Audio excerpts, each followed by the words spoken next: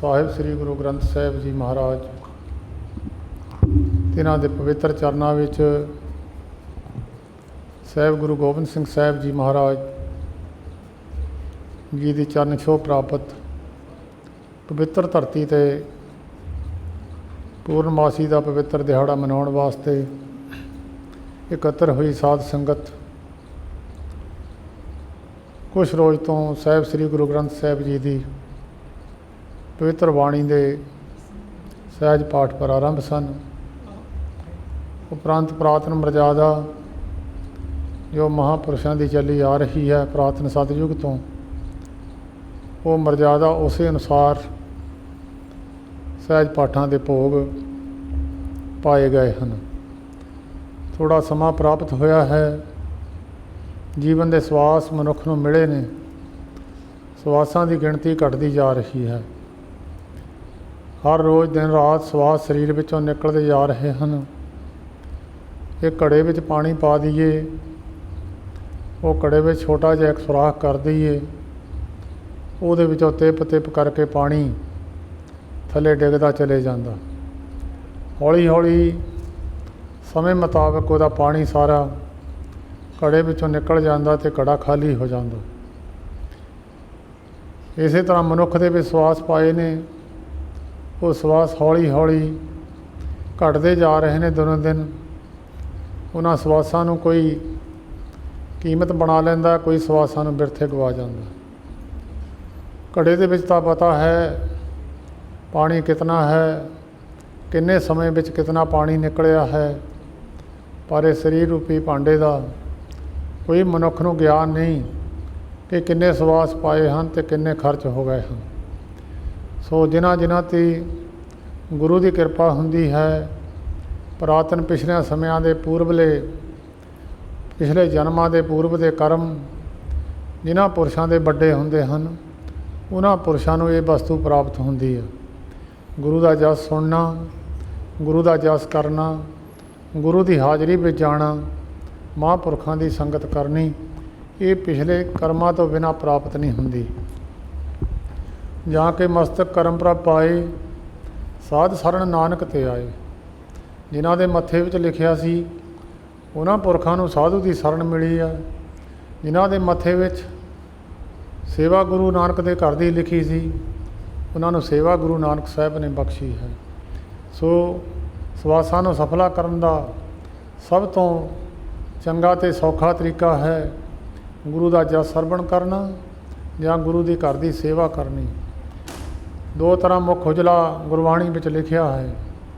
ਇੱਕ ਤਾਂ ਮੁੱਖ ਉਜਲਾ ਹੈ ਜਿਹੜੇ ਮਨੁੱਖ ਨਾਮ ਨੂੰ ਜਪਦੇ ਹਨ, ਨਾਮ ਧਿਆਉਂਦੇ ਹਨ, ਉਹਨਾਂ ਦੇ ਮੁੱਖ ਉਜਲੇ ਦਰਗਾਹ ਵਿੱਚ ਲਿਖੇ ਆ। ਇੱਕ ਉਹਨਾਂ ਪੁਰਖਾਂ ਦੇ ਮੁੱਖ ਉਜਲੇ ਲਿਖੇ ਆ ਜਿਹੜਾ ਕਰਮ ਤੁਸੀਂ ਕਰ ਰਹੇ ਹੋ, ਜਿਸ ਕਰਮ ਕਰਨ ਵਾਸਤੇ ਤੁਸੀਂ ਬੈਠੇ ਹੋ। ਜਿਹਨੇ ਨਾਮ ਤੇ ਆਇਆ ਗਏ ਮਸਕਤ ਘਾਲ, ਨਾਨਕ ਤੇ ਮੁੱਖ ਉਜਲੇ ਕੀਤੀ ਛੁੱਟੀ ਨਾਲ। ਦਰਗਾਹ ਵਿੱਚ ਉਹਨਾਂ ਦੇ ਮੁੱਖ ਉਜਲੇ, ਉਹਨਾਂ ਦਾ ਸਤਿਕਾਰ ਹੈ। ਜਾਂ ਫਿਰ ਗੁਰੂ ਅਰਜਨ ਦੇਵ ਮਹਾਰਾਜ ਨੇ ਇੱਕ ਬਚਨ ਲਿਖਿਆ ਹੈ, ਸਤਿਗੁਰੂ ਜੀ ਲਿਖਦੇ ਹਨ, ਕਰ ਹਰ ਕਰਮ ਸਰਵਣ ਹਰ ਕਥਾ, ਹਰ ਦਰਗਹਿ ਨਾਨਕ ਉਜਲ ਮਥਾ। ਗੁਰੂ ਦੀ ਕਥਾ ਨੂੰ ਸੁਣ ਲਵੇ, ਗੁਰੂ ਦੀਆਂ ਗੱਲਾਂ ਨੂੰ ਪ੍ਰੇਮ ਕਰਕੇ ਸੁਣ ਲਵੇ, ਉਹਨਾਂ ਪੁਰਖਾਂ ਦਾ ਵੀ ਦਰਗਾਹ ਵਿੱਚ ਮੁੱਖ ਉਜਲਾ ਹੁੰਦਾ ਹੈ। ਕੋਈ ਕਰਮ ਮਨੁੱਖ ਕਰ ਸਕਦਾ ਹੋਵੇ ਕਰ ਲਵੇ, ਪਰ ਜਿਹਦੇ ਸਵਾਸ ਬਿਰਥੇ ਚਲੇ ਗਏ ਉਹ ਸਵਾਸ ਮੁੜ ਕੇ ਫਿਰ ਵਾਪਸ ਨਹੀਂ ਆਉਣੇ। ਜਿਹੜੇ ਸਵਾਸ ਬੀਤ ਜਾਂਦੇ ਆ, ਜਿਸ ਤਰ੍ਹਾਂ ਕਿਸੇ ਮਨੁੱਖ ਨੇ ਆਪਣੇ ਬਾਜਰੇ ਦੀ ਰਾਖੀ ਬੈਠਾ ਸੀ, ਬਾਜਰੇ ਦੀ ਰਾਖੀ ਕਰਦਿਆਂ ਕਰਦਿਆਂ ਉਹ ਮਿੱਟੀ ਦੇ ਗੋਲੇ ਬਣਾ ਕੇ ਗਲੇਲ ਦੇ ਨਾਲ ਚਿੜੀਆਂ ਨੂੰ ਉਡਾਇਆ ਕਰਦਾ ਸੀ। ਜਾਂ ਚਿੜੀਆਂ ਨੂੰ ਉਡਾਇਆ ਕਰਦਾ ਸੀ ਤਾਂ ਇੱਕ ਦਿਨ ਉਹਦਾ ਜਿਹੜਾ ਖੇਤ ਸੀ, ਉਹ ਖੇਤ ਨਦੀ ਦੇ ਨਾਲ ਲੱਗਦਾ ਸੀ। ਉਹ ਨਦੀ 'ਤੇ ਗਿਆ ਅਤੇ ਹੌਲੀ ਨਦੀ ਦੇ ਵਹਾਅ ਦੇ ਨਾਲ ਉਹ ਨਦੀ ਦਾ ਇੱਕ ਕੰਢਾ ਡਿੱਗ ਗਿਆ। ਉਹ ਨਦੀ ਦਾ ਕੰਢਾ ਥੱਲੇ ਡਿੱਗਣ ਨਾਲ ਉੱਥੇ ਇੱਕ ਹੀਰਾਂ ਦੀ ਲਾਲਾਂ ਦੀ ਭਰੀ ਹੋਈ ਗਾਗਰ ਮਿਲ ਗਈ। ਉਹ ਕਿਤੇ ਪੁਰਾਤਨ ਸਮੇਂ ਦੀ ਦੱਬੀ ਹੋਵੇਗੀ, ਉਹਨੂੰ ਜਦ ਲੱਭ ਗਈ, ਉਸ ਨੂੰ ਗਿਆਨ ਨਹੀਂ ਸੀ ਇਹ ਕੀ ਚੀਜ਼ ਹੈ, ਕਿੰਨੀ ਕੀਮਤੀ ਚੀਜ਼ ਹੈ। ਉਸਨੇ ਕਿਹਾ ਅੱਗੇ ਮਿੱਟੀ ਦੇ ਗਲੇ ਬਣਾਉਣੇ ਪੈਂਦੇ ਸੀ, ਰੋੜੇ ਬਣਾਉਣੇ ਪੈਂਦੇ ਸੀ, ਹੁਣ ਇਹ ਬਣੇ ਬਣਾਏ ਮਿਲ ਗਏ। ਉਹ ਇੱਕ ਪਾਸਿਓਂ ਗੋਲਾ ਮਾਰਿਆ ਕਰੇ ਲਾਲ ਨੂੰ ਜਾਂ ਹੀਰੇ ਨੂੰ, ਦੂਜੇ ਪਾਸੇ ਨਦੀ ਵਿੱਚ ਡਿੱਗ ਜਾਇਆ ਕਰੇ। ਇੱਕ ਪਾਸਿਓਂ ਮਾਰਿਆ ਕਰੇ, ਦੂਜੇ ਪਾਸੇ ਨਦੀ ਵਿੱਚ ਡਿੱਗ ਗਏ। ਸਾਰੇ ਉਹਨੇ ਚਿੜੀਆਂ ਨੂੰ ਉਡਾਉਣ ਵਾਸਤੇ ਉਹ ਸਾਰੇ ਲਾਲ ਹੀਰੇ ਗਵਾਤੇ। ਮਗਰੋਂ 2 ਕੋਨੇ ਪੱਥਰ ਰੱਖ ਲਏ ਸੋਹਣੇ ਕਰਕੇ। ਉਹਨੇ ਕਿਹਾ ਮੈਂ ਘਰ ਨੂੰ ਲੈ ਜਾਂਦਾ। ਉਹ ਆਪਣੇ ਘਰ ਨੂੰ ਲਿਜਾ ਕੇ ਉਹਨੇ ਇੱਕ ਆਪਣੇ ਘਰ ਦੀ ਅੰਗੀਠੀ 'ਤੇ, ਅੰਗੀਠੀ ਕਹਿ ਲਓ ਜਾਂ ਕੋਈ ਕਿਸ ਤਰ੍ਹਾਂ ਜਗ੍ਹਾ ਬਣਾਈ ਸੀ, ਉਹਦੇ ਉੱਤੇ ਰੱਖ ਦਿੱਤੇ ਸੋਹਣੇ ਕਰਕੇ। ਇੱਕ ਦਿਨ ਉੱਥੇ ਘੁੰਮਦਿਆਂ ਘੁੰਮਦਿਆਂ ਇੱਕ ਮਨੁੱਖ ਆਇਆ। ਉਸਨੇ ਦੇਖਿਆ ਕਿ ਅੰਦਰ ਕਮਰੇ ਵਿੱਚ, ਬਾਹਰ ਤਾਂ ਹਨੇਰਾ, ਅੰਦਰ ਲਾਈਟ ਜਗ ਰਹੀ ਆ। ਉਹਨੇ ਦੇਖਿਆ ਅੰਦਰ ਲਾਈਟ ਕਾਹਦੀ ਆ। ਉਹਨੇ ਉਹਨੂੰ ਪੁੱਛਿਆ ਭਾਈ ਅੰਦਰ ਕੀ ਪਿਆ, ਤੇਰੇ ਲਾਈਟ ਕਾਹਦੀ ਜਗਦੀ ਆ। ਉਹ ਕਹਿੰਦਾ ਇੱਕ ਪੱਥਰ ਮੈਂ ਲੈ ਕੇ ਆਇਆ ਸੀ, ਮੈਨੂੰ ਲੱਭਿਆ ਸੀ, ਇਹ ਉਹਦੀ ਲਾਈਟ ਹੈ। ਉਹਨੇ ਜਾ ਕੇ ਪੁੱਛਿਆ ਭਾਈ ਤੂੰ ਪੱਥਰ ਵੇਚਣਾ? ਉਹ ਕਹਿੰਦਾ ਵੇਚ ਦੇਵਾਂਗੇ। ਉਹਨੇ ਜਾ ਕੇ ਜੌਹਰੀ ਨੂੰ ਦਿਖਾ ਲਿਆ। ਜੌਹਰੀ ਨੇ ਉਹ ਜਿਹੜੇ ਹੀਰੇ ਲਾਲ ਸੀ ਉਹਨਾਂ ਦੀ ਕੀਮਤ ਪਾਈ। ਜਿਹੜੇ 2 ਬਚਦੇ ਸੀ ਉਹ ਕਹਿਣ ਲੱਗਾ ਇਹਦੀ ਕੀਮਤ ਤਾਂ ਮੈਂ ਦੇ ਨਹੀਂ ਸਕਦਾ, ਪਰ ਕਹਿੰਦਾ ਇਹ ਜਿਹੜਾ ਜਿਤਨਾ ਮੇਰਾ ਰਾਜ ਦੇ ਵਿੱਚ ਧਨ ਹੈ ਸਾਰਾ ਧਨ ਲੈ ਲਾ, ਮੈਂ ਇਹਦੀ ਕੀਮਤ ਤੈਨੂੰ ਫਿਰ ਵੀ ਨਹੀਂ ਦੇ ਸਕਦਾ। ਉਸਨੇ ਜਦ ਸੋਚਿਆ ਵੀ ਇੰਨੇ ਕੀਮਤੀ ਲਾਲ ਹੀਰੇ ਮੈਂ ਐਵੇਂ ਹੀ ਗਵਾ ਦਿੱਤੇ, ਫਿਰ ਉਸ ਨੂੰ ਪਛਤਾਵਾ ਲੱਗਿਆ। ਤਾਂ ਗੁਰੂ ਗ੍ਰੰਥ ਸਾਹਿਬ ਜੀ ਦੇ ਵਿੱਚ ਮਨੁੱਖ ਨੂੰ ਸਮਝਾਉਣ ਦਾ ਯਤਨ ਕੀਤਾ ਹੈ, ਮਨ ਰਾਮ ਸਿਮਰ ਪਛਤਾਹੇਗਾ। ਫਿਰ ਕਹਿੰਦੇ ਪਛਤਾਵਾ ਕਰੂਗਾ। ਅੱਜ ਦਾ ਦਿਨ ਵੀ ਲੰਘ ਜਾਣਾ, ਕੱਲ੍ਹ ਦਾ ਵੀ ਲੰਘ ਗਿਆ। ਜਿਨ੍ਹਾਂ ਨੇ ਕੱਲ੍ਹ ਦੇ ਦਿਨ ਵਿੱਚ ਗੁਰੂ ਦੀ ਸੇਵਾ ਕਰ ਲਈ, ਕੱਲ੍ਹ ਦੇ ਦਿਨ ਵਿੱਚ ਪਰਮੇਸ਼ਰ ਦਾ ਨਾਮ ਜਪ ਲਿਆ, ਉਹਨਾਂ ਦੇ ਸਵਾਸ ਲੇਖੇ ਵਿੱਚ ਆ ਗਏ। ਜਿਨ੍ਹਾਂ ਨੇ ਕੁਛ ਨਹੀਂ ਕੀਤਾ ਉਹਨਾਂ ਦੇ ਸਵਾਸ ਬਿਰਥੇ ਚਲੇ ਗਏ, ਜਿਹਦਾ ਪ੍ਰਮਾਣ ਗੁਰੂ ਗ੍ਰੰਥ ਸਾਹਿਬ ਜੀ ਦਿੰਦੇ ਆ। ਰਹਿਣ ਗਵਾਈ ਸੋਏ ਕੇ, ਦਿਵਸ ਗਵਾਇਆ ਖਾਏ, ਹੀਰੇ ਜੈਸਾ ਜਨਮ ਹੈ ਕੌਡੀ ਬਦਲੇ ਜਾਏ। ਰਾਤ ਸੌਂ ਕੇ ਗੁਜ਼ਾਰ ਦਿੱਤੀ, ਦਿਨੇ 4 ਪਹਿਰ ਕੰਮਕਾਰ ਆਪਣੇ ਸੰਸਾਰਕ ਧੰਦਿਆਂ ਵਿੱਚ ਗੁਜ਼ਾਰ ਦਿੱਤੀ। ਹੀਰੇ ਵਰਗਾ ਮਹਿੰਗਾ ਸਰੀਰ ਸੀ, ਕਹਿੰਦੇ ਕੌਡੀ ਬਦਲੇ ਵੇਚ ਦਿੱਤਾ। ਜਿਹੜਾ ਕੌਡੀ ਬਦਲੇ ਮਹਿੰਗੀ ਚੀਜ਼ ਨੂੰ ਕੌਡੀ ਦੇ ਭਾਅ ਵੇਚ ਦੇਵੇ, ਉਹਨੂੰ ਫਿਰ ਕੀ ਕਹਿੰਦੇ, ਸਿਆਣੇ ਕਹਿੰਦੇ ਮੂਰਖ ਆ, ਇਹਨੂੰ ਅਕਲ ਨਹੀਂ ਆਈ। ਤਾਂ ਗੁਰੂ ਗ੍ਰੰਥ ਸਾਹਿਬ ਜੀ ਮਹਾਰਾਜ ਵਿੱਚ ਵੀ ਉਸ ਮਨੁੱਖ ਨੂੰ ਮੂਰਖ ਲਿਖਿਆ ਹੈ। ਮੂਰਖਾਂ ਸਿਰ ਮੂਰਖ ਹੈ, ਜੇ ਮੰਨੇ ਨਾਹੀ ਨਾਉ। ਜੇ ਪਰਮੇਸ਼ਰ ਦੇ ਨਾਮ ਨੂੰ ਮੰਨਦਾ ਨਹੀਂ, ਉਹ ਮੂਰਖਾਂ ਦਾ ਸ਼੍ਰੋਮਣੀ ਮੂਰਖ ਹੈ। ਇਸ ਕਰਕੇ ਗੁਰਮੁਖੋ, ਠੀਕ ਹੈ ਸਮੇਂ ਦਾ ਕਲਯੁਗ ਦਾ ਪ੍ਰਭਾਵ ਹੈ, ਭਾਵੇਂ ਥੋੜ੍ਹੇ ਸਰੀਰ ਹੁੰਦੇ ਆ ਕਲਯੁਗ ਦੇ ਪ੍ਰਭਾਵ ਦੇ ਕਾਰਨ, ਕਿਉਂਕਿ ਬਹੁਤ ਤਾਕਤ ਉਹਨਾਂ ਲੋਕਾਂ ਦੀ ਆ ਜਿਹੜੇ ਧਾਰਮਿਕ ਪੱਖ ਤੋਂ ਹਟ ਕੇ ਦੂਸਰੇ ਪੱਖ ਨੂੰ ਗ੍ਰਹਿਣ ਕਰਦੇ। ਕਲਯੁਗ ਦਾ ਪ੍ਰਭਾਵ ਹੀ ਇਹ ਆ। ਪਰ ਫਿਰ ਵੀ ਕੁਝ ਬੀਜ ਐਸੇ ਰਹਿ ਜਾਂਦੇ ਆ, ਜਿੱਦਾਂ ਚੱਕੀ ਚੱਲਦੀ ਆ, ਚੱਕੀ ਦੇ ਵਿੱਚ ਦਾਣੇ ਪਾ ਦਈਦੇ ਆ, ਕਿਸੇ ਦਾਣੇ ਦੀ 2 ਫਾੜ ਹੋ ਜਾਂਦੀ ਆ, ਕਿਸੇ ਦਾਣੇ ਦੀ ਛਿੱਲ ਲੈ ਜਾਂਦੀ ਆ। ਉਹਦੇ ਦਾਣਾ ਉਹਦੇ ਵਿੱਚ ਬਚਦਾ ਕੋਈ ਨਹੀਂ ਆ, ਪਰ ਉਹਦੇ ਵਿੱਚ ਕੁਝ ਦਾਣੇ ਜਦੋਂ ਚੱਕੀ ਦਾ ਪੁੜ ਚੱਕ ਕੇ ਦੇਖੋ ਉਹਦੀ ਕਿੱਲੀ ਨਾਲ ਲੱਗੇ ਹੁੰਦੇ ਆ, ਪਰ ਜਦੋਂ ਚੱਕੀ ਚੱਲਦੀ ਰਹਿੰਦੇ ਤਾਂ ਸੁਰੱਖਿਅਤ ਆ, ਉਹਨਾਂ ਨੂੰ ਸੇਕ ਤਾਂ ਨਹੀਂ ਲੱਗਦਾ, ਪਰ ਫਿਰ ਜਿੰਨਾ ਚਿਰ ਚੱਕੀ ਚੱਲਦੀ ਉਹ ਦਾਣੇ ਕੰਬਦੇ ਰਹਿੰਦੇ ਆ। ਇਸੇ ਤਰ੍ਹਾਂ ਭਾਈ ਧਾਰਮਿਕ ਪੱਖ ਵਾਲੇ ਪੁਰਖਾਂ ਨੂੰ ਪੈ ਤਾਂ ਹੈ ਕਲਯੁਗ ਦਾ, ਪਤਾ ਨਹੀਂ ਕਿਹੜੇ ਵੇਲੇ ਕਲਯੁਗ ਨੇ ਆਪਣਾ ਪ੍ਰਭਾਵ ਪਾ ਦੇਣਾ, ਪਰ ਫਿਰ ਵੀ ਥੋੜ੍ਹੇ ਦਾਣੇ ਜਿਹੜੇ ਚੱਕੀ ਦੀ ਕਿੱਲੀ ਨਾਲ ਜੁੜੇ ਆ, ਜਿਹੜੇ ਗੁਰੂ ਨਾਨਕ ਦੀ ਬਾਣੀ ਨਾਲ ਜੁੜੇ ਆ, ਗੁਰੂ ਨਾਨਕ ਦੇ ਚਰਨਾਂ ਨਾਲ ਜੁੜੇ ਆ, ਉਹ ਪੁਰਖਾਂ ਨੂੰ ਸੇਕ ਨਹੀਂ ਲੱਗਦਾ। ਭਾਵੇਂ ਚੌਥਾ ਯੁੱਗ ਹੈ, ਇਹਦੇ ਵਿੱਚ ਧਾਰਮਿਕ ਪੁਰਖਾਂ ਦੀ ਘਾਟ ਹੈ ਅਤੇ ਦੂਜੇ ਸਾਖਤ ਪੁਰਸ਼ਾਂ ਦੀ ਬਹੁਤ ਤਾਕਤ ਹੈ, ਪਰ ਜਿਨ੍ਹਾਂ 'ਤੇ ਕਿਰਪਾ ਹੈ, ਤੁਸੀਂ ਬੈਠੇ ਹੋ, ਇਹ ਵੱਡਿਆਂ ਭਾਗਾਂ ਵਾਲੇ, ਇਹਨਾਂ ਨੂੰ ਵੱਡੇ ਭਾਗਾਂ ਵਾਲੇ ਤਾਂ ਹੀ ਕਿਹਾ ਜਾ ਸਕਦਾ ਕਿ ਐਸੇ ਘੋਰ ਕਲਯੁਗ ਦੇ ਸਮੇਂ ਵਿੱਚ ਜਿਹੜੇ ਪੁਰਖ ਆਪਣੇ ਸਵਾਸਾਂ ਦੀ ਕੀਮਤ ਬਣਾਉਂਦੇ ਆ, ਜਿਹੜੇ ਆਪਣੇ ਜਨਮ ਨੂੰ ਸਫਲਾ ਕਰਦੇ ਆ, ਉਹਨਾਂ ਪੁਰਸ਼ਾਂ ਦਾ ਸੋਭਾ ਵੀ ਲਿਖੀ ਹੈ ਗੁਰੂ ਗ੍ਰੰਥ ਸਾਹਿਬ ਵਿੱਚ, ਉਹਨਾਂ ਨੂੰ ਵਡਿਆਈ ਵੀ ਬਖਸ਼ੀ ਆ। ਕਿਉਂਕਿ ਜਦੋਂ ਗਾਹਕ ਥੋੜ੍ਹੇ ਹੋਣ ਅਤੇ ਥੋੜ੍ਹੇ ਗਾਹਕਾਂ ਦੇ ਨਾਲ ਸਮਾਨ ਤਾਂ ਉਨਾ ਹੀ ਹੁੰਦਾ, ਪਰ ਥੋੜ੍ਹਿਆਂ ਨੂੰ ਫਿਰ ਜ਼ਿਆਦਾ ਵਰਤਾ ਦਿੰਦੇ ਆ। ਜਦੋਂ ਕੜਾਹ ਪ੍ਰਸ਼ਾਦ ਥੋੜ੍ਹਾ ਹੋਵੇ ਅਤੇ ਸੰਗਤ ਜ਼ਿਆਦਾ ਹੋਵੇ, ਫਿਰ ਉਹਨੂੰ ਥੋੜ੍ਹਾ ਕਰਕੇ ਪੂਰਾ ਕਰਦੇ ਆ।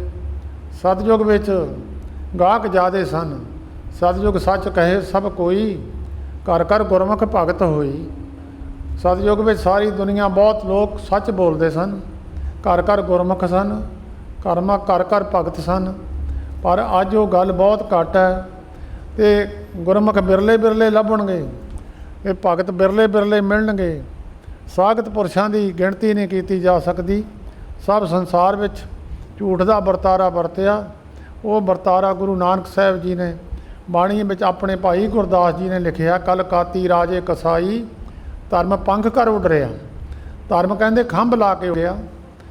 कूड़ मावस सच मावस कूड़ मावस सच चंद्रमा दिसे नाही कह चढ़िया।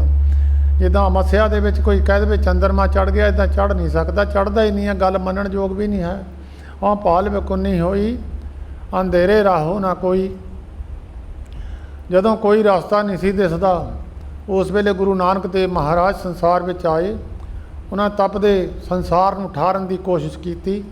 जिन्हां जिन्हां ने उन्होंने चरणों का आसरा तकिया, जिन्हां जिन्हां ने उन्होंने बचन मन्निया, उन्होंने ठंड प्राप्त हुई। अज भी उही गुरु नानक साहब का स्वरूप गुरु ग्रंथ साहब जी महाराज, जिहदा जिक्र गुरु गोबिंद सिंह साहब जी महाराज हजूर साहब की धरती ते वचन कीता सी, भाई आग्या पई अकाल की तबे चलायो पंथ, सब सिखन को हुक्म है गुरु मान्यो ग्रंथ। गुरु ग्रंथ जी मान्यो प्रगट गुरां की दे, जो प्रभ को मिलियो चाहे खोज शब्द मिले। वही बाणी है, वही स्वरूप है, हाजर नाजर है ना नज़र विच है। जिहड़े नज़र वाले ने उन्होंने हुण भी गुरु नानक स्वरूप दिसदे हन, जिन्हें नज़र नहीं पाई हैन तां हाजर पर ना नज़र विच हन। मत्था शरधा ना टेकते हैं, जिहदी शरधा है उन्होंने फल प्राप्त होवेगा, जिहदी शरधा नहीं है उन्होंने फल प्राप्त नहीं हुंदा। इस करके तुहानूं समा मिलिया है जीवन के सवासां नूं सफला करन दा। अज रखड़ पुनिया का पवित्र दिहाड़ा है। साहब गुरु तेग बहादुर साहब जी महाराज बाबा बकाला साहब की धरती ते उस वेले मक्खण शाह लवाणे ने जदों गुरु तेग बहादुर साहब जी महाराज नूं जाके लभना कीता भोरे विचों, अज वो दिहाड़ा बड़ी धूम-धाम दे नाल बाबा बकाला साहब जी की धरती ते मनाया जा रहा। होर भी जिथे जिथे भी गुरमुख प्यारे नानक नाम लेवा बैठे आ, इस दिहाड़े नूं पवित्र करके मनदे आ। सो इस करके गुरमुखो पूर्णमासी का पवित्र दिहाड़ा है। महीने बाद एक दिन आउंदा है। गुरमुखो जिद्दां गड्डी चलदी है, धूड़ पैंदी है, उहदे विच नुक्स पैंदे ने, वो महीने बाद मिस्त्री दे लै जाइए, उहदे नुक्स नक्स दूर हो जाते हैं, गड्डी धोती जाती है।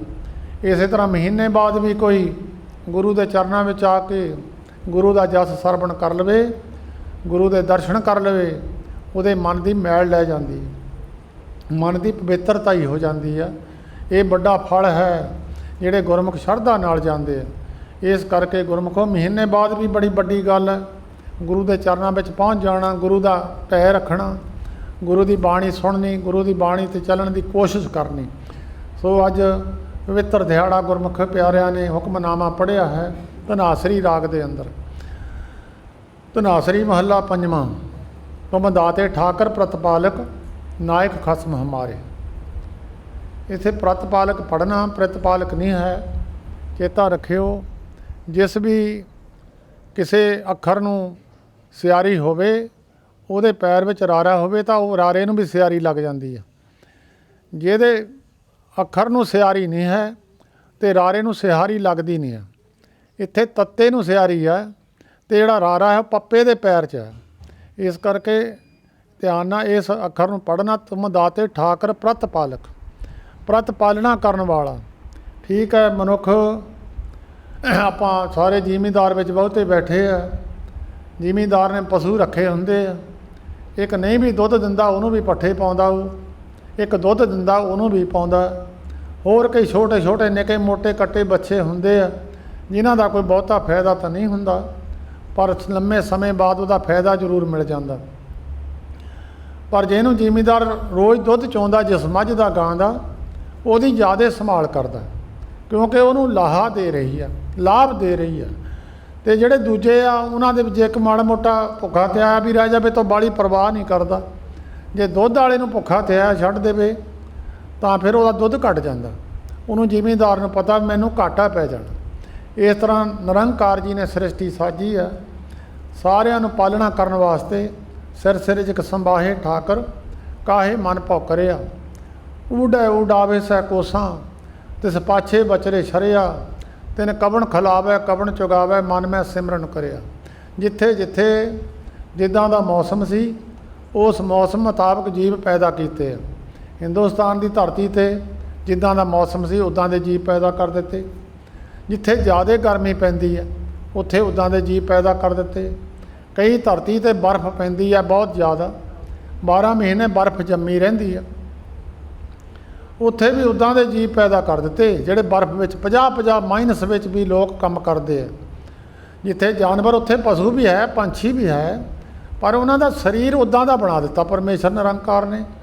ਸਾਡੇ ਇੱਥੇ ਹਿੰਦੁਸਤਾਨ ਵਿੱਚ ਜਿੱਦਾਂ ਦਾ ਮੌਸਮ ਸੀ ਉਹਦੇ ਅਨੁਸਾਰ ਕੁੱਤੇ ਬਣਾਤੇ, ਪਸ਼ੂ ਬਣਾਤੇ, ਬੰਦੇ ਬਣਾਤੇ, ਉਹਨਾਂ ਨੂੰ ਉਸ ਤਰ੍ਹਾਂ ਦੇ ਬਣਾ ਕੇ ਉਹਨਾਂ ਦੀ ਪਾਲਣਾ ਕੀਤੀ ਆ। ਕਈ ਧਰਤੀਆਂ ਐਸੀਆਂ ਨੇ ਜਿੱਥੇ 6 ਮਹੀਨੇ ਦਿਨ ਰਹਿੰਦਾ ਅਤੇ 6 ਮਹੀਨੇ ਰਾਤ ਰਹਿੰਦੀ ਹੈ, ਉਹਨਾਂ ਨੂੰ ਉਸ ਤਰ੍ਹਾਂ ਦੇ ਬਣਾ ਦਿੱਤਾ। ਕਈ ਧਰਤੀਆਂ 'ਤੇ 12 ਮਹੀਨੇ ਬਰਫ਼, ਕਈਆਂ 'ਤੇ 6 ਮਹੀਨੇ ਬਰਫ਼। ਜੇ ਇਸੇ ਤਰ੍ਹਾਂ ਮੌਸਮ ਦੇ ਮੁਤਾਬਕ, ਧਰਤੀ ਦੇ ਮੁਤਾਬਕ ਉੱਥੇ ਉੱਥੇ ਜੀਵ ਪੈਦਾ ਕਰਕੇ ਉਹਨਾਂ ਦਾ ਰਿਜ਼ਕ ਲਿਜਾ ਕੇ ਉੱਥੇ ਉਹਨਾਂ ਨੂੰ ਸਿੱਟਿਆ। ਰਾਜਸਥਾਨ ਦੇ ਇਲਾਕੇ ਵਿੱਚ ਜਾ ਕੇ ਦੇਖੋ, ਕਈ ਧਰਤੀਆਂ 'ਤੇ ਕੁਛ ਨਹੀਂ ਜੰਮਦਾ, ਉੱਥੇ ਪੱਥਰ ਹੀ ਪੱਥਰ ਹੈ, ਉੱਥੇ ਕੋਈ ਕਮਾਈ ਦਾ ਸਾਧਨ ਨਹੀਂ। ਪਰ ਪਰਮੇਸ਼ਰ ਨਿਰੰਕਾਰ ਨੇ ਉਹਨਾਂ ਦਾ ਪੱਥਰ ਮਹਿੰਗੇ ਪਾ ਵੇਚ ਦਿੱਤਾ। ਪੱਥਰ ਮਹਿੰਗੇ ਪਾ ਵੇਚ ਕੇ ਉਹਨਾਂ ਨੂੰ ਸੌਦਾ ਮਿਲ ਜਾਂਦਾ। ਉੱਪਰ ਹੇਮਕੁੰਡ ਸਾਹਿਬ ਵੱਲ ਪਹਾੜਾਂ 'ਤੇ ਚਲੇ ਜਾਓ, ਪਹਾੜੀਆਂ ਦੇ ਉੱਪਰ ਲੋਕ ਬੈਠੇ ਆ, ਉਹਨਾਂ ਨੂੰ ਉੱਥੇ ਰਿਜ਼ਕ ਪਹੁੰਚਾ ਦਿੱਤਾ। ਇਹ ਨਹੀਂ ਕਿ ਉੱਥੇ ਪਰਮੇਸ਼ਰ ਨੇ ਪਹੁੰਚਾਇਆ ਨਹੀਂ। ਪਰਮੇਸ਼ਰ ਹਰੇਕ ਜਗ੍ਹਾ 'ਤੇ ਸਰਬ ਵਿਆਪਕ ਹੈ। ਮਨੁੱਖ ਤਾਂ ਸਰਬ ਵਿਆਪਕ ਨਹੀਂ ਹੋ ਸਕਦਾ, ਮਨੁੱਖ ਸਾਰੀ ਜਗ੍ਹਾ 'ਤੇ ਨਹੀਂ ਜਾ ਸਕਦਾ। ਕਈ ਧਰਤੀਆਂ ਹਾਲੇ ਵੀ ਐਸੀਆਂ ਨੇ ਜਿੱਥੇ ਮਨੁੱਖ ਦੀ ਪਹੁੰਚ ਤੋਂ ਦੂਰ ਨੇ, ਪਰ ਨਿਰੰਕਾਰ ਸਰਬ ਵਿਆਪਕ ਹੈ। ਉਹ ਸਾਰਿਆਂ ਜੀਵਾਂ ਦੀ ਪਾਲਣਾ ਕਰਦਾ ਹੈ। ਇੱਕ ਤਾਂ ਕੁੱਤੇ ਲੋਕਾਂ ਨੇ ਘਰਾਂ ਵਿੱਚ ਰੱਖੇ ਹੋਏ ਆ, ਉਹਨਾਂ ਨੂੰ ਰੋਟੀ ਪਾ ਦਿੰਦੇ ਆ, ਉਹਨਾਂ ਨੂੰ ਦੁੱਧ ਪਾ ਦਿੰਦੇ ਆ, ਉਹਨਾਂ ਦੀ ਬਿਮਾਰੀ ਠਮਾਰੀ ਦਾ ਧਿਆਨ ਵੀ ਰੱਖਦੇ ਆ। ਇਹ ਕੁੱਤੇ ਅਵਾਰਾ ਫਿਰਦੇ ਆ, ਉਹ ਵੀ ਕੁਛ ਨਾ ਕੁਛ ਖਾਂਦੇ ਆ, ਉਹਨਾਂ ਦੀ ਬਿਮਾਰੀ ਠਮਾਰੀ ਉਹਨਾਂ ਨੂੰ ਕੌਣ ਸੰਭਾਲਦਾ? ਉਹਨਾਂ ਨੂੰ ਖਾਣ ਪੀਣ ਨੂੰ ਕੌਣ ਦਿੰਦਾ ਭਾਈ? ਉਹ ਤੁਹਾਡੇ ਰੱਖੇ ਹੋਏ ਕੁੱਤਿਆਂ ਨਾਲ ਵੀ ਚੰਗੇ, ਉਹਨਾਂ ਦੀ ਸਿਹਤ ਚੰਗੀ ਆ। ਇਸ ਕਰਕੇ ਸਤਿਗੁਰੂ ਜੀ ਨੇ ਤੁਮ ਦਾਤੇ ਠਾਕਰ ਪ੍ਰਤਪਾਲਕ, ਇਹ ਗੁਰੂ ਅਰਜਨ ਦੇਵ ਮਹਾਰਾਜ ਦਾ ਬਚਨ ਹੈ। ਕਹਿੰਦੇ ਮਹਾਰਾਜ ਤੁਸੀਂ ਸਾਰਿਆਂ ਦੀ ਪ੍ਰਤਪਾਲਣਾ ਕਰਦੇ ਹੋ, ਨਾਇਕ ਖਸਮ ਹਮਾਰੇ, ਸਭ ਤੋਂ ਵੱਡੇ ਮਹਾਰਾਜ ਤੁਸੀਂ ਸਾਰਿਆਂ ਤੋਂ ਵੱਡੇ ਹੋ, ਤੁਸੀਂ ਸਾਰਿਆਂ ਦੇ ਖਸਮ ਹੋ। ਨਾਇਕ ਨਿਮਕ ਨਿਮਕ ਤੁਮ ਹੀ ਪ੍ਰਤਪਾਲੋ, ਹਮ ਬਾਰਕ ਤੁਮਰੇ ਤਾਰੇ। ਸੱਚੇ ਪਾਤਸ਼ਾਹ ਜੀ ਨਿਮਕ ਨਿਮਕ ਪ੍ਰਤਪਾਲਣਾ ਤੁਸੀਂ ਕਰ ਰਹੇ ਹੋ ਅਤੇ ਅਸੀਂ ਤੁਹਾਡੇ ਬਾਲਕ ਹੈ, ਬੱਚੇ ਹਾਂ, ਜਿੱਦਾਂ ਮਾਤਾ ਬੱਚੇ ਦੀ ਪਾਲਣਾ ਕਰਦੀ ਹੈ। ਕਈ ਵਾਰ ਮੈਂ ਮਹਾਂਪੁਰਸ਼ਾਂ ਤੋਂ ਸੁਣਿਆ, ਸਾਡੇ ਉੱਥੇ ਮਹਾਂਪੁਰਸ਼ ਸੀ ਪੁਰਾਣੇ, ਉਹਨਾਂ ਨੇ ਸੰਤ ਮਹਾਰਾਜ ਜੀ ਦੀ ਬਹੁਤ ਲੰਮਾ ਸਮਾਂ ਸੰਗਤ ਕੀਤੀ। ਉਹ ਕਈ ਵਾਰੀ ਬਚਨ ਕਰਦੇ ਹੁੰਦੇ ਸੀ, ਕਹਿਣਾ ਭਾਈ ਮਾਂ ਕੀ ਸੰਭਾਲ ਕਰ ਸਕਦੀ ਹੈ ਬੱਚੇ ਦੀ, ਜਿੰਨੀ ਸੰਭਾਲ ਸਾਡੀ ਗੁਰੂ ਨੇ ਕੀਤੀ ਆ। ਉਹ ਕਈ ਵਾਰੀ ਵਚਨ ਕਰਦੇ ਕਹਿ ਦਿੰਦੇ ਸੀ ਬਿਧੀ ਚੰਦ ਨੂੰ ਤਾਂ ਮਹਾਰਾਜ ਨੇ ਇੱਕ ਭੱਠੀ ਵਿੱਚੋਂ ਬਚਾਇਆ, ਸਾਨੂੰ ਪਤਾ ਨਹੀਂ ਕਿਹੜੀ ਕਿਹੜੀ ਭੱਠੀ ਤੋਂ ਬਚਾਇਆ। ਉਹਨਾਂ ਨੂੰ ਜਿਹੜੀ ਆਉਣ ਵਾਲੀ ਉਹਨਾਂ ਦੇ ਉੱਤੇ ਆਫਤ ਸੀ ਜਾਂ ਕੋਈ ਆਉਣ ਵਾਲੀ ਗਿਰਾਵਟ ਸੀ, ਉਸ ਗਿਰਾਵਟ ਨੂੰ ਪਹਿਲਾਂ ਹੀ ਦੂਰ ਕਰ ਦਿੱਤਾ। ਇਹਨੂੰ ਕਹਿੰਦੇ ਨਿਮਕ ਨਿਮਕ। ਮਾਤਾ ਨਿਮਕ ਨਿਮਕ ਪ੍ਰਤਪਾਲਣਾ ਨਹੀਂ ਕਰ ਸਕਦੀ ਬੱਚੇ ਦੀ। ਬੱਚਾ ਕਈ ਵਾਰ ਅੱਗ 'ਚ ਡਿੱਗ ਜਾਂਦਾ, ਕਈ ਵਾਰ ਬੱਚਾ ਪਾਣੀ 'ਚ ਡਿੱਗ ਜਾਂਦਾ, ਕਈ ਵਾਰ ਬੱਚੇ ਦੇ ਸੱਟ ਲੱਗ ਜਾਂਦੀ ਆ, ਉਹਨੂੰ ਨਿਮਕ ਨਿਮਕ ਪ੍ਰਤਪਾਲਣਾ ਮਾਤਾ ਨਹੀਂ ਕਰ ਸਕਦੀ। ਇਹ ਪਰਮੇਸ਼ਰ ਨਿਰੰਕਾਰ ਉਹੀ ਕਰ ਸਕਦੇ। ਨਿਮਕ ਨਿਮਕ ਤੁਮ ਹੀ ਪ੍ਰਤਪਾਲੋ, ਹਮ ਬਾਰਕ ਤੁਮਰੇ ਧਾਰੇ। ਮਹਾਰਾਜ ਤੁਹਾਡੇ ਬੱਚੇ ਹਾਂ ਜੀ, ਸਾਡੀ ਵੀ ਪਾਲਣਾ ਤੁਸੀਂ ਨਿਮਕ ਨਿਮਕ। ਮਹਾਰਾਜ ਕੋਈ ਨਿਮਕ ਐਸਾ ਨਾ ਹੋਵੇ ਜਿਹੜੇ ਅਸੀਂ, ਵੈਸੇ ਤਾਂ ਨਿਰੰਕਾਰ ਜੀ ਨੇ ਹਰੇਕ ਦੇ ਅੰਦਰ ਵਾਸਾ ਕਰਕੇ, ਹਰੇਕ ਦੇ ਵਿੱਚ ਜੋਤ ਹੈ, ਸਭ ਮੈਂ ਜੋਤ ਜੋਤ ਹੈ ਸੋਏ, ਤਿਸ ਦੇ ਚਾਨਣ ਸਭ ਮੈਂ ਚਾਨਣ ਹੋਏ। ਪਰ ਫਿਰ ਵੀ ਮਹਾਰਾਜ ਤੁਹਾਡੇ ਤੋਂ ਬਿਨਾਂ ਜੋ ਪਾਲਣਾ ਤੁਸੀਂ ਕਰਦੇ ਹੋ ਉਹਦੇ ਵਰਗੀ ਪਾਲਣਾ ਕੋਈ ਸੰਸਾਰ ਵਿੱਚ ਨਹੀਂ ਕਰ ਸਕਦਾ। ਤਾਂ ਹਮ ਬਾਰਕ ਤੁਮਰੇ ਧਾਰੇ, ਜੇਬਾ ਏਕ ਕਵਣ ਗੁਣ ਕਹੀਏ। ਜੀਵ ਇੱਕ ਦੇ ਨਾਲ ਕਿੰਨੇ ਕੁ ਗੁਣ ਗਿਣੇ ਜਾ ਸਕਦੇ? ਸ਼ੇਸ਼ਨਾਗ ਆਪਣੇ ਉਹਦੀ 1000 ਮੂੰਹ ਹੈ, ਉਹਦੇ 1000 ਮੂੰਹ ਦੇ ਨਾਲ ਰੋਜ਼ ਪਰਮੇਸ਼ਰ ਦਾ ਨਵਾਂ ਨਾਮ ਜਪਦਾ, ਰੋਜ਼ ਨਵਾਂ ਨਾਮ ਕੱਢਦਾ। ਉਹਨੂੰ ਅਜੇ ਤੱਕ ਪਰਮੇਸ਼ਰ ਦੇ ਨਾਮਾਂ ਦੀ ਗਿਣਤੀ ਪੂਰੀ ਨਹੀਂ ਹੋਈ। ਗੁਰੂ ਗ੍ਰੰਥ ਸਾਹਿਬ ਜੀ ਦਾ ਬਚਨ ਹੈ, ਸਹੰਸ ਫਨੀ ਸੇਖ ਅੰਤ ਨਾ ਜਾਣੇ, ਹਰ ਜਪਦੇ ਅੰਤ ਨਾ ਪਾਵੇ ਗੋ। ਸ਼ੇਸ਼ਨਾਗ 1000 ਮੂੰਹ ਵਾਲਾ ਕਹਿੰਦੇ ਉਹ ਵੀ ਪਰਮੇਸ਼ਰ ਦਾ ਅੰਤ ਨਹੀਂ ਜਾਣਿਆ। ਮਹਾਰਾਜ ਤੁਹਾਡੇ ਜੋ ਗੁਣ ਨੇ ਉਹਨਾਂ ਗੁਣਾਂ ਨੂੰ ਇੱਕ ਜੀਵ ਕਥਨ ਨਹੀਂ ਕਰ ਸਕਦੀ। ਜੇ ਬਾ ਏਕ ਕਵਣ ਗੁਣ ਕਹੀਏ, ਬੇਸ਼ੁਮਾਰ ਬੇਅੰਤ ਸੁਆਮੀ ਤੇਰੋ ਅੰਤ ਨਾ ਕਿਨਹੀ ਲਈਏ। ਜਿਹਦਾ ਕੋਈ ਆਰਾ ਪਾਰ ਨਾ ਹੋਵੇ। ਇੱਕ ਤਾਂ ਮੁਲਕ ਦੀ ਹੱਦ ਹੈ ਵੀ ਇਸ ਤੱਕ ਹਿੰਦੁਸਤਾਨ ਹੈ, ਇੱਥੇ ਤੱਕ ਪਾਕਿਸਤਾਨ ਹੈ, ਸਾਰੇ ਮੁਲਕਾਂ ਦੀਆਂ ਹੱਦਾਂ ਬਣਨੀਆਂ ਹੋਈਆਂ। ਨਿਰੰਕਾਰ ਦੀ ਕੋਈ ਹੱਦ ਨਹੀਂ ਵੰਡੀ ਹੋਈ। ਸਾਰੀਆਂ ਨਦੀਆਂ ਵੰਡ ਲਈਆਂ, ਧਰਤੀ ਵੰਡ ਲਈ, ਦਰਿਆ ਵੰਡ ਲਏ, ਪਰ ਬੱਦਲ ਤਾਂ ਕਿਸੇ ਤੋਂ ਨਹੀਂ ਵੰਡੇ ਗਏ। ਬੱਦਲ ਤਾਂ ਇੱਕ ਮੁਲਕ 'ਚੋਂ ਦੂਏ ਮੁਲਕ ਚਲੇ ਜਾਂਦੇ। ਹਵਾ ਨਹੀਂ ਵੰਡੀ ਗਈ। ਜਿਹੜੀ ਨਿਰੰਕਾਰ ਦੀਆਂ ਵਸਤੂਆਂ ਸਨ ਉਹ ਨਹੀਂ ਵੰਡੀਆਂ ਗਈਆਂ। ਮਨੁੱਖ ਨੇ ਜਿਹੜੀ ਉਹ ਦਾਇਰੇ ਵਿੱਚ ਆਉਂਦੀ ਸੀ, ਸਮੁੰਦਰ ਵੰਡ ਲਿਆ, ਧਰਤੀ ਵੰਡ ਲਈ, ਹੱਦਾਂ ਵੰਡ ਲਈਆਂ। ਜਿਹੜਾ ਬੇਸ਼ੁਮਾਰ, ਜਿਹੜਾ ਆਰਾ ਪਾਰ ਕੋਈ ਹੋਵੇ ਹੀ ਨਾ, ਬੇਅੰਤ, ਜਿਹਦਾ ਅੰਤ ਨਾ ਕੋਈ ਹੋਵੇ। ਬੇਸ਼ੁਮਾਰ ਬੇਅੰਤ ਸੁਆਮੀ ਤੇਰੋ ਅੰਤ ਨਾ ਕਿਨਹੀ ਲਈਏ। ਮਹਾਰਾਜ ਤੁਹਾਡਾ ਅੰਤ ਅੱਜ ਤੱਕ ਨਾ ਤਾਂ ਕਿਸੇ ਨੇ ਲਿਆ, ਨਾ ਕੋਈ ਲੈ ਸਕਦਾ ਹੀ ਆ, ਕਿਉਂਕਿ ਸਭ ਤੋਂ ਉੱਚਾ ਨਿਰੰਕਾਰ ਹੈ। ਉਹਨੇ ਸਾਰੇ ਜੀਵ ਸਾਜੇ ਆ। ਤਾਂ ਸਤਿਗੁਰੂ ਜੀ ਬਾਣੀ ਵਿੱਚ ਬੜੇ ਬਚਨ ਕੀਤੇ ਆ। ਤੂੰ ਸੱਚਾ ਸਾਹਿਬ ਸਿਫਤ ਸਲਾਹ ਲਿਓ, ਜਿਨ ਕੀਤੀ ਸੋ ਪਾਰ ਪਿਆ। ਮਹਾਰਾਜ ਜਿਨ੍ਹਾਂ ਨੇ ਤੁਹਾਡੀ ਸਿਫਤ ਸਲਾਹ ਕੀਤੀ ਆ, ਉਹ ਸੰਸਾਰ ਦੇ ਪਾਪ ਸਾਗਰ ਨੂੰ ਤਰ ਗਏ। ਉਹ ਸੰਸਾਰ ਦੇ ਉਹਨਾਂ ਨੇ ਜਿਨ੍ਹਾਂ ਨੇ ਸਿਫਤ ਕੀਤੀ ਆ, ਉਹਨਾਂ ਦੀ ਸਿਫਤ ਸੰਸਾਰ ਨੇ ਕੀਤੀ ਆ। ਜਿਨ੍ਹਾਂ ਮਹਾਂਪੁਰਸ਼ਾਂ ਨੇ ਪਰਮੇਸ਼ਰ ਦਾ ਜਸ ਗਾਇਆ, ਉਹਨਾਂ ਮਹਾਂਪੁਰਸ਼ਾਂ ਦਾ ਜਸ ਦੁਨੀਆ ਗਾਉਂਦੀ ਆ। ਤਾਂ ਸਤਿਗੁਰੂ ਜੀ ਕਹਿੰਦੇ ਬੇਸ਼ੁਮਾਰ ਬੇਅੰਤ ਸੁਆਮੀ, ਜਿਹਦਾ ਕੋਈ ਪਾਰਾਵਾਰ ਨਾ ਹੋਵੇ, ਜਿਹਦੀ ਕੋਈ ਗਿਣਤੀ ਮਿਣਤੀ ਨਾ ਹੋਵੇ। ਤੇਰੋ ਅੰਤ ਨਾ ਕਿਨਹੀ ਲਈਏ। ਹਾਲੇ ਤੱਕ ਤੇਰਾ ਅੰਤ ਨਹੀਂ ਮਾਰਾ ਕਿਸੇ ਨੇ ਲਿਆ। ਜੇ ਕੋਈ ਕਹੇ ਮੈਂ ਅੰਤ ਲੈ ਲਿਆ, ਗਲਤ ਗੱਲ ਹੈ। ਗੁਰੂ ਅਰਜਨ ਦੇਵ ਕਹਿੰਦੇ ਕਿਸੇ ਨੇ ਅੱਜ ਤੱਕ ਅੰਤ ਨਹੀਂ ਲਿਆ। ਜਿਤ ਦਰ ਲਖ ਮੁਹੰਮਦਾ ਲਖ ਬ੍ਰਹਮੇ ਵਿਸ਼ਨ ਮਹੇਸ਼। ਪਤਾ ਨਹੀਂ ਕਿੰਨੇ ਅਵਤਾਰ ਆਏ ਆ, ਕਈ ਕੋਟ ਹੋਏ ਅਵਤਾਰ, ਕਰੋੜਾਂ ਹੀ ਅਵਤਾਰ ਆਏ ਆ, ਕਿ ਪਤਾ ਨਹੀਂ ਕਿੰਨੇ ਕੁ ਪੀਰ ਪੈਗੰਬਰ ਆਏ ਆ, ਗਿਣਤੀ ਕੋਈ ਨਹੀਂ।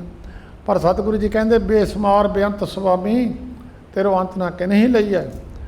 ਕੋਟ ਅਪਰਾਧ ਹਮਾਰੇ ਖੰਡੋ, ਅਨਕ ਵਿਧੀ ਸਮਝਾਵੋ। ਅਪਰਾਧ ਤਾਂ ਇੱਕੋ ਹੀ, ਖੰਡਨ ਕਰਨਾ ਬੜਾ ਔਖਾ।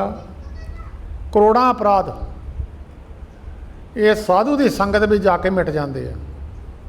ਕੋਟ ਅਪਰਾਧ ਸਾਧ ਸੰਗ ਮਿਟੇ।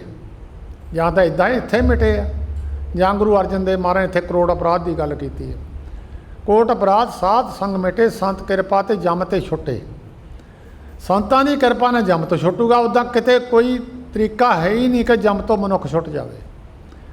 ਮਹਾਰਾਜ ਸਾਡੇ ਕਰੋੜਾਂ ਅਪਰਾਧ ਨੇ, ਗਿਣਤੀ ਕੋਈ ਨਹੀਂ ਹੈ।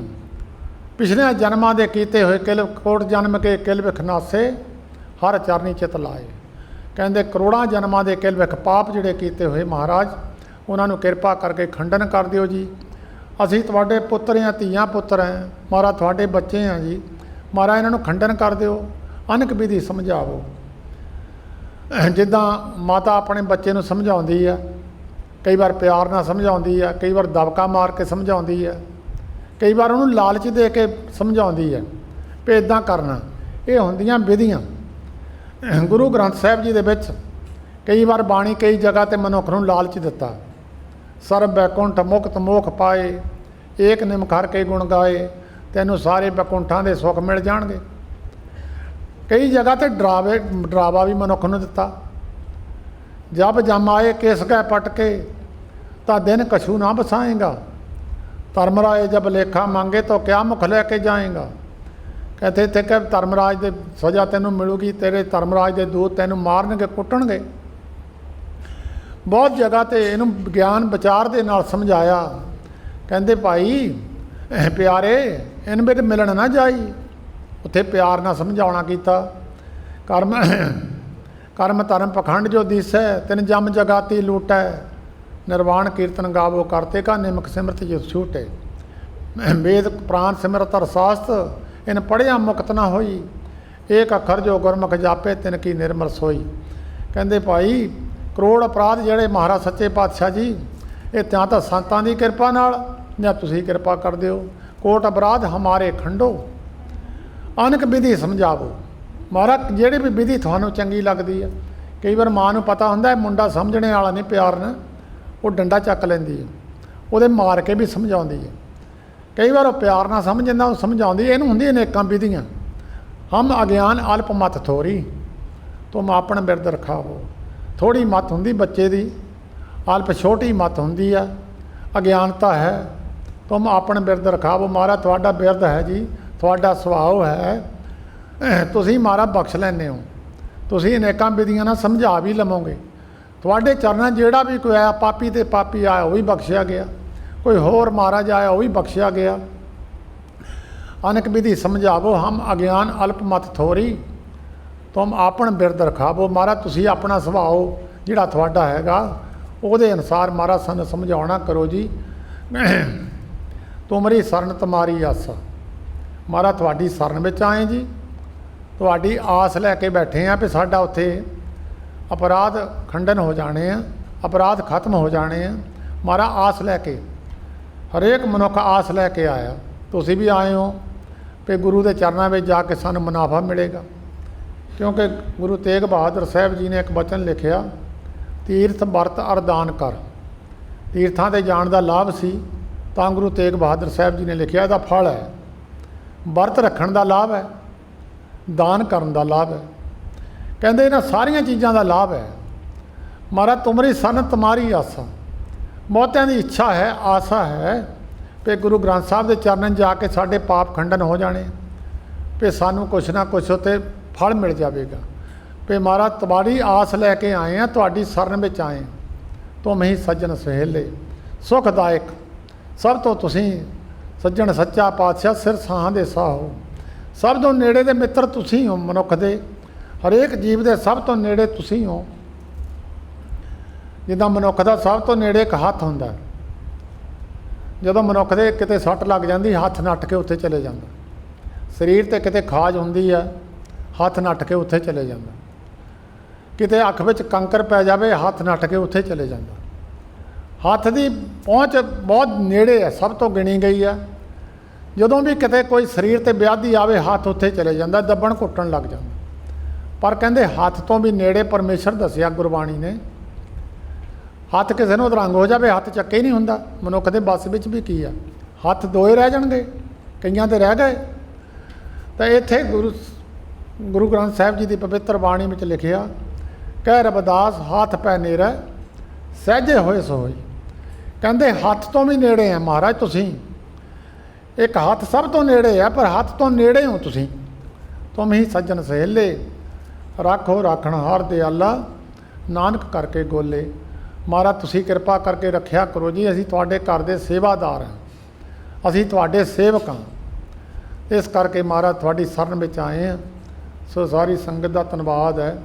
सेहत चंगी ना होने कारण साध संगत को शरीर साथ नहीं दिंदा करके इन्ना क समा भाई जिन्ना भी समा तुहाडे नाल गुरबाणी दे वचन कीते है, इन्ना क समा ही प्रवान कर लिओ। साहब गुरु गोबिंद सिंह साहब जी महाराज उन्हां दी सेवा करन वास्ते शरीर की तंदुरुस्ती उन्हां दे चरनां चों मंगी दी है। शरीर की तंदुरुस्ती हो गई तो फिर तो मैं कई बार 1.5 2 घंटे भी ला दिंदा हुंदा। अज शरीर साथ नहीं, कुछ कमजोरी करके। सारिਆਂ ਦਾ ਧੰਨਵਾਦ है जी। सारे एक बार रसना पवित्र करो जी। वाहिगुरू जी का खालसा, वाहिगुरू जी की फतेह।